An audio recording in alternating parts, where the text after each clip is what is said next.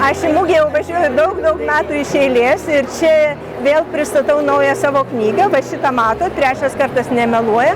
Tai yra mano 18 romanas ir labai džiaugiuosi, kad jūs skaitot.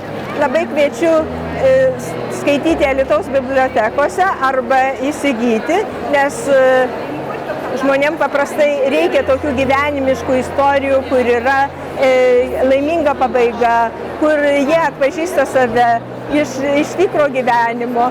Tai taip ir stengiuosi rašyti apie tai, kas man pačiai svarbu, kas įdomu, su kuo aš norėčiau pasidalinti su jumis.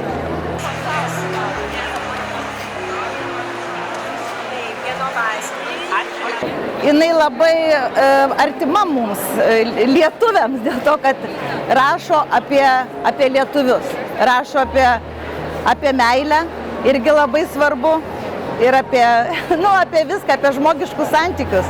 Man labiausiai patinka, kad apie meilę. Labai geromis kainomis, pernai po 8 eurus 9 buvo.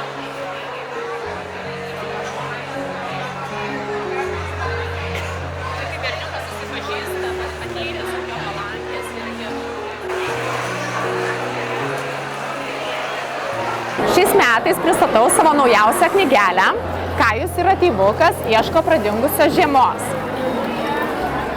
Taip pat galima įsigyti mano ir kitas knygeles. Tai knygelė Kajus ir Ateivuko kelionė į Burbuliandiją.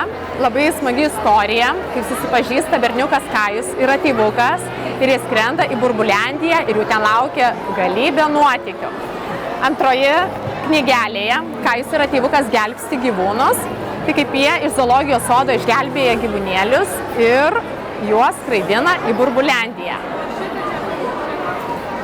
Taip pat yra spalvinimo ir užduotėlių knygelė su lipdukais. Ją rekomenduoju prie pirmos knygelės įsigyti. Šiais metais mugėje tikrai sulaukėme labai daug lankytojų, domisi ne tik tai vaikučiai, bet ir tėveliai, ir bibliotekų darbuotojai.